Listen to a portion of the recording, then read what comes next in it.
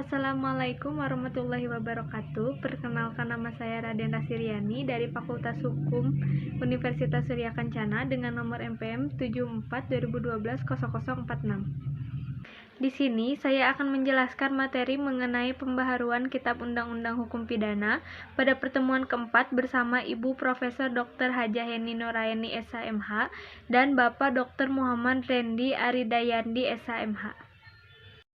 Sejarah berlakunya Kitab Undang-Undang Hukum Pidana di Indonesia. Kitab Undang-Undang Hukum Pidana berasal dari WVS Belanda melalui pasal 75 RRJO, pasal 131 IS sejak 1 Januari 1918 dan berubah menjadi WVS NI melalui UU Nomor 1 Tahun 1946, lalu berubah kembali menjadi Kitab Undang-Undang Hukum Pidana. Alasan dilakukannya pembaharuan Kitab Undang-Undang Hukum Pidana, yang pertama ada alasan politis. Negara Indonesia adalah negara merdeka. Oleh karena itu, sudah sewajarnya memiliki Kitab Undang-Undang Hukum Pidana yang sifatnya nasional, yang merupakan hasil ciptaan Indonesia sendiri. Selanjutnya ada alasan sosiologis.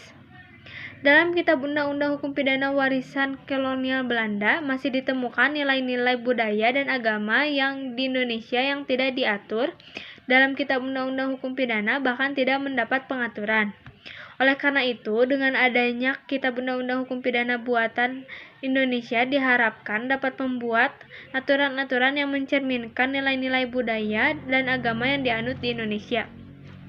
Selanjutnya ada alasan praktis, karena masih banyak mahasiswa sarjana hukum di Indonesia yang tidak mengerti bahasa Belanda secara lancar. Padahal teks resmi WVS NI adalah bahasa Indonesia, sehingga ketika diterjemahkan ke Indonesia terdapat terjemahan yang beragam. Yang dikhawatirkan akan terjadi terjemahan yang menyimpang. Lalu yang terakhir ada alasan adaptif. Sebagai bagian dari bangsa-bangsa di dunia, Indonesia wajib memperhatikan asas-asas dan nilai-nilai yang sifatnya universal secara internasional dan memasukkan asas dan nilai tersebut ke dalam Kitab Undang-Undang Hukum Pidana yang nanti akan berlaku. Contohnya seperti asas narkotika, asas terorisme, dan lain-lain. Cara melakukan pembaharuan Kitab Undang-Undang Hukum Pidana. Yang pertama ada kriminalisasi, yaitu suatu proses di mana suatu perbuatan tadinya bukan merupakan perbuatan yang dapat dipidana, tetapi karena perkembangan masyarakat, perbuatan tersebut dapat dipidana. Pembaharuan ini diakhiri dengan penerbitan UU baru atau penciptaan delik baru, contohnya UU Nomor 1 PNPS tahun 1965 tentang penodaan agama.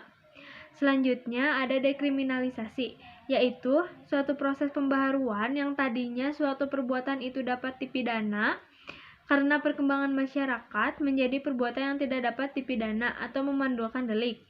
Contohnya pasal 534 Kitab Undang-Undang Hukum Pidana terbatas hanya pada petugas atau penyuluh keluarga berencana.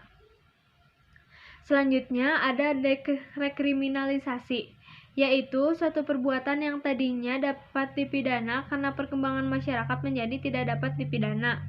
Kemudian, karena perkembangan masyarakat pula, maka perbuatan tersebut menjadi dipidana kembali.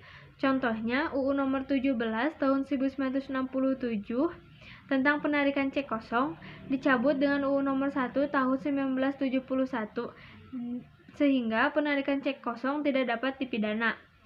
Lalu, ada depenalisasi, yaitu suatu proses yang tadinya perbuatan itu dapat diancam pidana, kemudian ancaman pidananya hilang dan masih dimungkinkan untuk diganti dengan sanksi lainnya.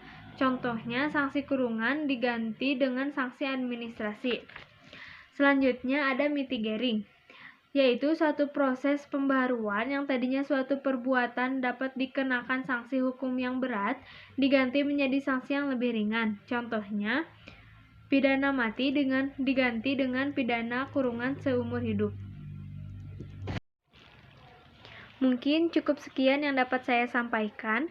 Kurang lebihnya mohon dimaafkan. Wabillahi taufik wal hidayah. Wassalamualaikum warahmatullahi wabarakatuh.